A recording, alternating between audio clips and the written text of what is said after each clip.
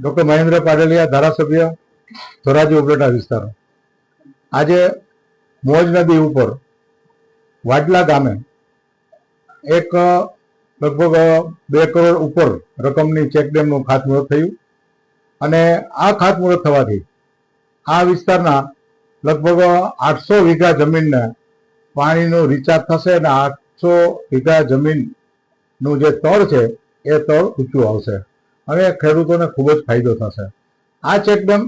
નવી જે સરકારની ગાઈડલાઈન છે, નવો સ્પેસિફિકેશન છે એ મુજબ કરવામાં આવશે, જેથી કરીને અગાઉ જે યોજનાઓ હતી અલગ અલગ એ પૈકી જે ચેકડેમો તૂટી જતા કે મુશ્કેલી થતી એને બદલે હવે ટેકનિકલી નવી ડિઝાઇનની આ ચેકડેમનો સર્વે થયો છે અને લગભગ 100 મીટર ઉપર 130 મીટરનો ચેકડેમ છે. પહોળાઈ પણ પૂરતી છે અને ઊંચાઈ 3 મીટર જેટલી છે અને એની જે નવા સ્પેસિફિકેશન ડિઝાઇન મુજબ થયેલો હોય આ ચેકડેમ વર્ષો સુધી ટકી રહેશે અને વાડલા ગામ અને આજુબાજુના વિસ્તારના ખેડૂતોને ખૂબ જ લાભ થશે.